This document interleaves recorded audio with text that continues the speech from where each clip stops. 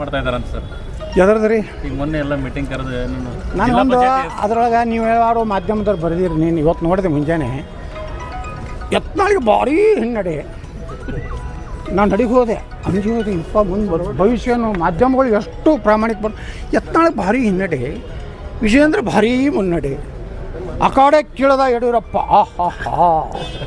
ವಾರೇ ವಾ ಮಾಧ್ಯಮಗಳೇ, ಯಾರು ಅಕಾಡೆ ಕೇಳಿದ್ರೆ ಏನಾಗೋದೈತೆ ನನಗೆ ಏನಾಗ ಆಗೋದಿಲ್ಲ. ನೀವು ಮಾಧ್ಯಮದವ್ರು ಹೊಡೀರಿ, 2 ದಿವಸ ಹೊಡಿತೀರಿ, ನಿಮಗೂ ಅನುಕೂಲ ಆಗ್ತೈತಿ, ಹೊಡೀರಿ.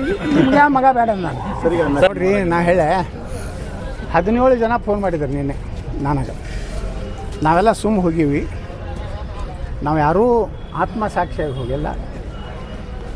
ರಾಜ್ಯ ಅಧ್ಯಕ್ಷ ಹುದ್ದೆಯಲ್ಲಿ ಇರೋದರಿಂದ ಹೋಗೀವಿ, ಪಕ್ಷದ ವಿರುದ್ಧ ಹೋಗಿಲ್ಲ. ನಾವು ಹೋಗುತ್ತೆ ಹೇಳಿವಿ, ನಾವು ಯಾರಿಗೂ ಬೇಡ್ತಿಲ್ಲ. ನಾವು ಪಕ್ಷ ಸಂಘಟನೆ ಮಾಡಬೇಕತ್ತೀವಿ. ಅವ್ರ ಸಭೆ ಕರೆದ್ರ ಬಗ್ಗೆ ನಮ್ಮದೇನು ಇದು ಇಲ್ಲ. ಪಾಪ ಶಾಸಕರು, ಮಾಜಿ ಶಾಸಕರು ಅವ್ರನ್ನ ಸೋಲಿಸೋದಾರು ಯಾರು? ಅವ್ರು ಮಾಜಿ ಆಗಲಿಕ್ಕೆ ಕಾರಣರು ಯಾರು? ಅದು ಆತ್ಮಾವಲೋಕನ ಅಲ್ಲಿ ಆಗಬೇಕಾಗಿತ್ತಲ್ಲ. ಸೋಲಿಸಲಾಕ ಅವ್ರನ್ನ ಪಾಪ MLAಗಳು ಸೋತಿದ್ದರಿಂದ ನಮ್ಮ ಸರ್ಕಾರ ಹೋಗೈತೆ. ಮಾಜಿ ಆಗಿದ್ದಾರೆ, ಅವರೆಲ್ಲ ಆರಿಸಿ ಬಂದಿದ್ದು ನಾವು ಸರ್ಕಾರನಾಗಿರ್ತಿದ್ವಿ. ಅವ್ರನ್ನ ಸೋಲಿಸಿದಂತಹ ಕಾಣದ ಕೈಗಳು ಯಾವುವು?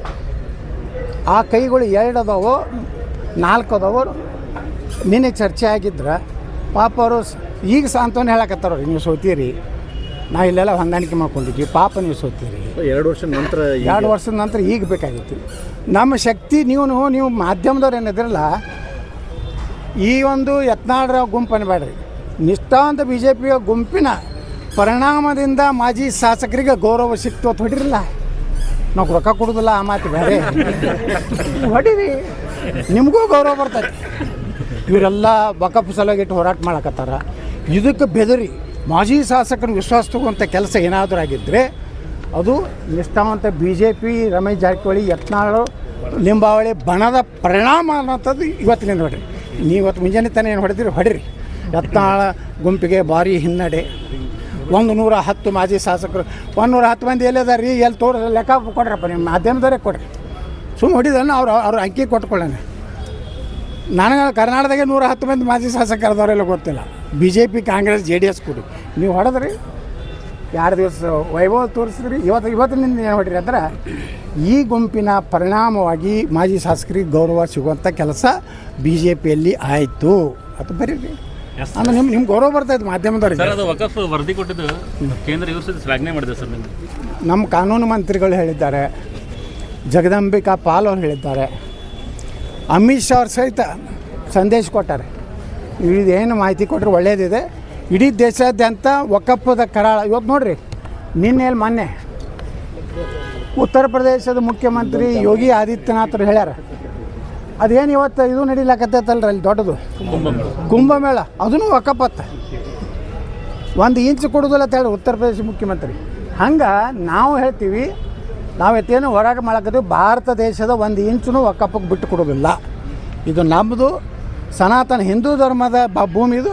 ನಾವು ಯಾವುದೇ ಪರಿಸ್ಥಿತಿಯಲ್ಲಿ ಕರ್ನಾಟಕದಲ್ಲಿ ಸಿದ್ದರಾಮಯ್ಯನವ್ರ ಲಗ ಹೊಡೀಲಿ, ಜಮೀರ್ ಅಹ್ಮದ್ ಖಾನ್ ಲಗ ಹೊಡೀಲಿ, ನಾವು ಕೇಂದ್ರದಲ್ಲಿ ತಿದ್ದುಪಡಿ ತರ್ತೀವಿ. ಎಲ್ಲ ವಕಫ್ ಆಸ್ತಿಯನ್ನು ವಾಪಸ್ ತೊಗೊಂಡು ಹಿಂದುಳಿದವರಿಗೆ, ದಲಿತರಿಗೆ ಮನೆ ಕಟ್ಸಿಕೊಡ್ತೀವಿ. ಮಾಡ್ತಾ ಇದ್ದಾರಂತ ಸರ್.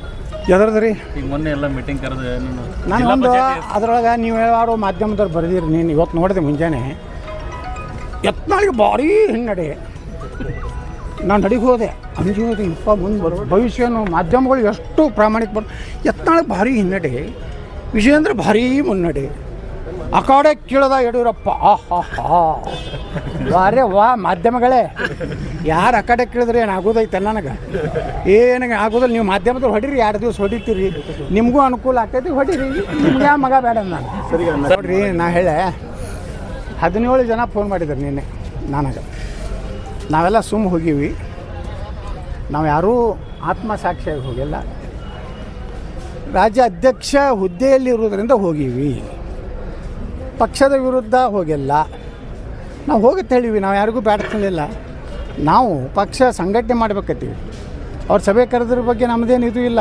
ಪಾಪ ಶಾಸಕರು, ಮಾಜಿ ಶಾಸಕರು ಅವ್ರನ್ನ ಸೋಲಿಸೋದಾರು ಯಾರು? ಅವ್ರು ಮಾಜಿ ಆಗಲಿಕ್ಕೆ ಕಾರಣರು ಯಾರು? ಅದು ಆತ್ಮಾವಲೋಕನ ಅಲ್ಲಿ ಆಗಬೇಕಾಗಿತ್ತಲ್ಲ. ಸೋಲಿಸಲಾಕ ಅವ್ರನ್ನ ಪಾಪ MLAಗಳು ಸೋತಿದ್ದರಿಂದ ನಮ್ಮ ಸರ್ಕಾರ ಹೋಗೈತೆ. ಮಾಜಿ ಆಗಿದ್ದಾರೆ, ಅವರೆಲ್ಲ ಆರಿಸಿ ಬಂದಿದ್ದು ನಾವು ಸರ್ಕಾರನಾಗ ಇರ್ತಿದ್ವಿ. ಅವ್ರು ಸೋಲಿಸಿದಂತಹ ಕಾಣದ ಕೈಗಳು ಯಾವುವು?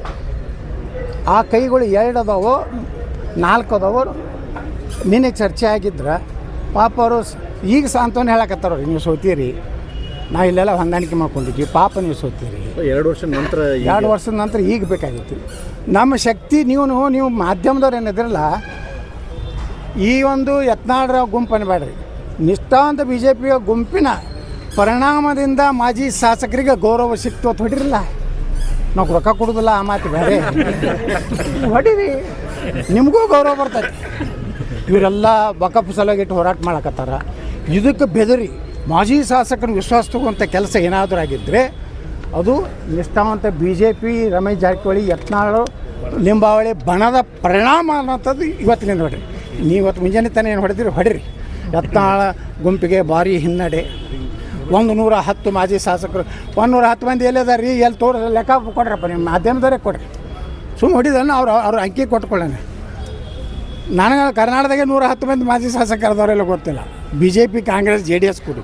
ನೀವು ಹೊಡೆದ್ರಿ 2 ದಿವಸ ವೈಭವ ತೋರಿಸಿದ್ರಿ. ಇವತ್ತಿನಿಂದ ಏನು ಹೊಡ್ರಿ ಅಂದ್ರೆ ಈ ಗುಂಪಿನ ಪರಿಣಾಮವಾಗಿ ಮಾಜಿ ಶಾಸಕರಿಗೆ ಗೌರವ ಸಿಗುವಂಥ ಕೆಲಸ ಬಿ ಜೆ ಪಿಯಲ್ಲಿ ಆಯಿತು ಅದು ಬರೀರಿ. ಆಮೇಲೆ ನಿಮ್ಗೆ ಗೌರವ ಬರ್ತಾಯಿತ್ತು ಮಾಧ್ಯಮದವ್ರಿಗೆ. ಅದು ವಕಫ್ ವರದಿ ಕೊಟ್ಟಿದ್ದು ಕೇಂದ್ರ ಯೂನಿವರ್ಸಿಟಿ ಶ್ಲಾಘನೆ ಮಾಡಿದೆ ಸರ್. ನಮ್ಮ ಕಾನೂನು ಮಂತ್ರಿಗಳು ಹೇಳಿದ್ದಾರೆ, ಜಗದಂಬಿಕಾ ಪಾಲ್ ಅವರು ಹೇಳಿದ್ದಾರೆ, ಅಮಿತ್ ಶಾ ಅವ್ರ ಸಹಿತ ಸಂದೇಶ ಕೊಟ್ಟಾರೆ. ಇದೇನು ಮಾಹಿತಿ ಕೊಟ್ಟರೆ ಒಳ್ಳೆಯದಿದೆ. ಇಡೀ ದೇಶಾದ್ಯಂತ ವಕಫದ ಕರಾಳ ಇವತ್ತು ನೋಡಿರಿ. ಮೊನ್ನೆ ಉತ್ತರ ಪ್ರದೇಶದ ಮುಖ್ಯಮಂತ್ರಿ ಯೋಗಿ ಆದಿತ್ಯನಾಥ್ರು ಹೇಳ್ಯಾರ, ಅದೇನು ಇವತ್ತು ಇದು ನಡೀಲಾಕತ್ತೈತಲ್ರಿ ಅಲ್ಲಿ ದೊಡ್ಡದು ಕುಂಭಮೇಳ, ಅದನ್ನು ವಕಫತ್ತ 1 ಇಂಚ್ ಕೊಡೋದಿಲ್ಲ ಅಂತ ಹೇಳಿ ಉತ್ತರ ಪ್ರದೇಶ ಮುಖ್ಯಮಂತ್ರಿ. ಹಂಗೆ ನಾವು ಹೇಳ್ತೀವಿ, ನಾವು ಎತ್ತೇನು ಹೋರಾಟ ಮಾಡಕತ್ತೀವಿ, ಭಾರತ ದೇಶದ 1 ಇಂಚೂ ವಕಫಕ್ಕೆ ಬಿಟ್ಟು ಕೊಡೋದಿಲ್ಲ. ಇದು ನಮ್ಮದು ಸನಾತನ ಹಿಂದೂ ಧರ್ಮದ ಭೂಮಿದು. ನಾವು ಯಾವುದೇ ಪರಿಸ್ಥಿತಿಯಲ್ಲಿ ಕರ್ನಾಟಕದಲ್ಲಿ ಸಿದ್ದರಾಮಯ್ಯನವರು ಲಗಾ ಹೊಡೀಲಿ, ಜಮೀರ್ ಅಹ್ಮದ್ ಖಾನ್ ಲಗಾ ಹೊಡೀಲಿ, ನಾವು ಕೇಂದ್ರದಲ್ಲಿ ತಿದ್ದುಪಡಿ ತರ್ತೀವಿ. ಎಲ್ಲ ವಕಫ್ ಆಸ್ತಿಯನ್ನು ವಾಪಸ್ ತೊಗೊಂಡು ಹಿಂದುಳಿದವರಿಗೆ, ದಲಿತರಿಗೆ ಮನೆ ಕಟ್ಸಿಕೊಡ್ತೀವಿ. ಏನು ಮಾಡ್ತಾ ಇದ್ದಾರೆ ಅಂತ ಸರ್? ಎದ್ರದ್ರಿ ಈಗ ಮೊನ್ನೆ ಎಲ್ಲ ಮೀಟಿಂಗ್ ಕರೆದು ನಾನು ಒಂದು ಅದ್ರೊಳಗೆ ನೀವು ಯಾರು ಮಾಧ್ಯಮದವ್ರು ಬರೆದಿರಿ. ನೀನು ಇವತ್ತು ನೋಡಿದೆ ಮುಂಜಾನೆ ಯತ್ನಾಳಿಗೆ ಭಾರಿ ಹಿನ್ನಡೆ. ನಾನು ನಡಿಗೆ ಹೋದೆ, ಅಂಜಿ ಹೋದೆ, ಮುಂದೆ ಭವಿಷ್ಯನು ಮಾಧ್ಯಮಗಳು ಎಷ್ಟು ಪ್ರಾಮಾಣಿಕ ಯತ್ನಾಳಿಗೆ ಭಾರಿ ಹಿನ್ನಡೆ, ವಿಜಯೇಂದ್ರ ಭಾರಿ ಮುನ್ನಡೆ. ಆ ಕಡೆ ಕೇಳದ ಯಡಿಯೂರಪ್ಪ, ವಾರೇ ವಾ ಮಾಧ್ಯಮಗಳೇ, ಯಾರು ಆ ಕಡೆ ಕೇಳಿದ್ರೆ ಏನಾಗೋದೈತೆ ನನಗೆ ಏನಾಗ ಆಗೋದಿಲ್ಲ. ನೀವು ಮಾಧ್ಯಮದವ್ರು ಹೊಡೀರಿ, 2 ದಿವಸ ಹೊಡಿತೀರಿ, ನಿಮಗೂ ಅನುಕೂಲ ಆಗ್ತೈತಿ, ಹೊಡೀರಿ. ನಿಮ್ಗೆ ಮಗ ಬೇಡ ನಾನು ನೋಡ್ರಿ. ನಾ ಹೇಳೆ 17 ಜನ ಫೋನ್ ಮಾಡಿದ್ರು ನಿನ್ನೆ ನನಗೆ. ನಾವೆಲ್ಲ ಹೋಗೀವಿ, ನಾವು ಯಾರೂ ಆತ್ಮಸಾಕ್ಷಿಯಾಗಿ ಹೋಗಿಲ್ಲ. ರಾಜ್ಯ ಅಧ್ಯಕ್ಷ ಹುದ್ದೆಯಲ್ಲಿರುವುದರಿಂದ ಹೋಗೀವಿ, ಪಕ್ಷದ ವಿರುದ್ಧ ಹೋಗಿಲ್ಲ. ನಾವು ಹೋಗುತ್ತೆ ಹೇಳಿವಿ, ನಾವು ಯಾರಿಗೂ ಬೇಡ್ಕೊಳ್ಳಿಲ್ಲ. ನಾವು ಪಕ್ಷ ಸಂಘಟನೆ ಮಾಡಬೇಕತ್ತೀವಿ. ಅವ್ರ ಸಭೆ ಕರೆದ್ರ ಬಗ್ಗೆ ನಮ್ಮದೇನು ಇದು ಇಲ್ಲ. ಪಾಪ ಶಾಸಕರು, ಮಾಜಿ ಶಾಸಕರು ಅವ್ರನ್ನ ಸೋಲಿಸೋದವ್ರು ಯಾರು? ಅವ್ರು ಮಾಜಿ ಆಗಲಿಕ್ಕೆ ಕಾರಣರು ಯಾರು? ಅದು ಆತ್ಮಾವಲೋಕನಲ್ಲಿ ಆಗಬೇಕಾಗಿತ್ತಲ್ಲ. ಸೋಲಿಸಲಾಕ ಅವ್ರನ್ನ ಪಾಪ MLAಗಳು ಸೋತಿದ್ದರಿಂದ ನಮ್ಮ ಸರ್ಕಾರ ಹೋಗೈತೆ. ಮಾಜಿ ಆಗಿದ್ದಾರೆ, ಅವರೆಲ್ಲ ಆರಿಸಿ ಬಂದಿದ್ದು ನಾವು ಸರ್ಕಾರನಾಗ ಇರ್ತಿದ್ವಿ. ಅವ್ರನ್ನ ಸೋಲಿಸಿದಂತಹ ಕಾಣದ ಕೈಗಳು ಯಾವುವು?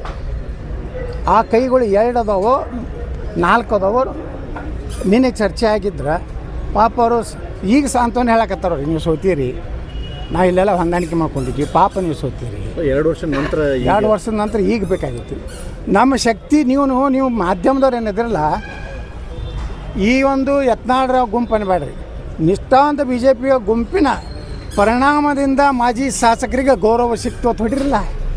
ನಾವು ರೊಕ್ಕ ಕೊಡೋದಿಲ್ಲ, ಆ ಮಾತು ಬೇರೆ ಹೊಡೀರಿ, ನಿಮಗೂ ಗೌರವ ಬರ್ತೈತಿ. ಇವರೆಲ್ಲ ವಕಫ್ ಸಲುವಾಗಿಟ್ಟು ಹೋರಾಟ ಮಾಡಕತ್ತಾರ. ಇದಕ್ಕೆ ಬೆದರಿ ಮಾಜಿ ಶಾಸಕನ ವಿಶ್ವಾಸ ತಗುವಂಥ ಕೆಲಸ ಏನಾದರೂ ಆಗಿದ್ದರೆ ಅದು ನಿಷ್ಠಾವಂತ B J P Ramesh Jarkiholi, Yatnal, Limbavali ಬಣದ ಪರಿಣಾಮ ಅನ್ನೋಂಥದ್ದು ಇವತ್ತಿನಿಂದ ಹೊಡ್ರಿ. ನೀವು ಇವತ್ತು ಮುಂಜಾನೆ ತಾನೇ ಏನು ಹೊಡೀರಿ. ಯತ್ನಾಳ ಗುಂಪಿಗೆ ಭಾರಿ ಹಿನ್ನಡೆ. 110 ಮಾಜಿ ಶಾಸಕರು, 110 ಮಂದಿ ಎಲ್ಲಿದಾರ ರೀ, ಎಲ್ಲಿ ಲೆಕ್ಕ ಕೊಡ್ರಪ್ಪ, ನಿಮ್ಮ ಮಾಧ್ಯಮದವರೇ ಕೊಡ್ರಿ. ಸುಮ್ಮನೆ ಹೊಡಿದನ್ನು ಅವ್ರ ಅಂಕಿ ಕೊಟ್ಕೊಳ್ಳೋಣ. ನನಗೆ ಕರ್ನಾಟಕದಾಗೆ 110 ಮಂದಿ ಮಾಜಿ ಶಾಸಕರದವರೆಲ್ಲ ಗೊತ್ತಿಲ್ಲ. BJP, ಕಾಂಗ್ರೆಸ್, JDS ಕೊಡಿ. ನೀವು ಹೊಡೆದ್ರಿ 2 ದಿವಸ ವೈಭವ ತೋರಿಸಿದ್ರಿ. ಇವತ್ತಿನಿಂದ ಏನು ಹೊಡ್ರಿ ಅಂದ್ರೆ ಈ ಗುಂಪಿನ ಪರಿಣಾಮವಾಗಿ ಮಾಜಿ ಶಾಸಕರಿಗೆ ಗೌರವ ಸಿಗುವಂಥ ಕೆಲಸ ಬಿ ಜೆ ಪಿಯಲ್ಲಿ ಆಯಿತು ಅದು ಬರೀರಿ. ಆಮೇಲೆ ನಿಮ್ಮ ಗೌರವ ಬರ್ತಾಯಿತ್ತು ಮಾಧ್ಯಮದವ್ರಿಗೆ. ಸರ್ ಅದು ವಕಫ್ ವರದಿ ಕೊಟ್ಟಿದ್ದು ಕೇಂದ್ರ ಯೂನಿವರ್ಸಿಟಿ ಶ್ಲಾಘನೆ ಮಾಡಿದೆ ಸರ್ ನಿಮ್ಗೆ. ನಮ್ಮ ಕಾನೂನು ಮಂತ್ರಿಗಳು ಹೇಳಿದ್ದಾರೆ, ಜಗದಂಬಿಕಾ ಪಾಲ್ ಅವರು ಹೇಳಿದ್ದಾರೆ, ಅಮಿತ್ ಶಾ ಅವ್ರ ಸಹಿತ ಸಂದೇಶ ಕೊಟ್ಟಾರೆ. ಇದೇನು ಮಾಹಿತಿ ಕೊಟ್ಟರೆ ಒಳ್ಳೆಯದಿದೆ. ಇಡೀ ದೇಶಾದ್ಯಂತ ವಕಫದ ಕರಾಳ ಇವತ್ತು ನೋಡಿರಿ. ಮೊನ್ನೆ ಉತ್ತರ ಪ್ರದೇಶದ ಮುಖ್ಯಮಂತ್ರಿ ಯೋಗಿ ಆದಿತ್ಯನಾಥರು ಹೇಳ್ಯಾರ, ಅದೇನು ಇವತ್ತು ಇದು ನಡೀಲಾಕತ್ತೈತಲ್ರಿ ಅಲ್ಲಿ ದೊಡ್ಡದು ಕುಂಭಮೇಳ, ಅದನ್ನು ವಕಫತ್ತ 1 ಇಂಚ್ ಕೊಡೋದಿಲ್ಲ ಅಂತ ಹೇಳಿ ಉತ್ತರ ಪ್ರದೇಶ ಮುಖ್ಯಮಂತ್ರಿ. ಹಂಗೆ ನಾವು ಹೇಳ್ತೀವಿ, ನಾವು ಎತ್ತೇನು ಹೋರಾಟ ಮಾಡಕತ್ತೀವಿ, ಭಾರತ ದೇಶದ 1 ಇಂಚೂ ವಕಫಕ್ಕೆ ಬಿಟ್ಟು ಕೊಡೋದಿಲ್ಲ. ಇದು ನಮ್ಮದು ಸನಾತನ ಹಿಂದೂ ಧರ್ಮದ ಭೂಮಿದು. ನಾವು ಯಾವುದೇ ಪರಿಸ್ಥಿತಿಯಲ್ಲಿ ಕರ್ನಾಟಕದಲ್ಲಿ ಸಿದ್ದರಾಮಯ್ಯನವರು ಲಗಾ ಹೊಡೀಲಿ, ಜಮೀರ್ ಅಹ್ಮದ್ ಖಾನ್ ಲಗಾ ಹೊಡೀಲಿ, ನಾವು ಕೇಂದ್ರದಲ್ಲಿ ತಿದ್ದುಪಡಿ ತರ್ತೀವಿ. ಎಲ್ಲ ವಕಫ್ ಆಸ್ತಿಯನ್ನು ವಾಪಸ್ ತೊಗೊಂಡು ಹಿಂದುಳಿದವರಿಗೆ, ದಲಿತರಿಗೆ ಮನೆ ಕಟ್ಟಿಸ್ಕೊಡ್ತೀವಿ.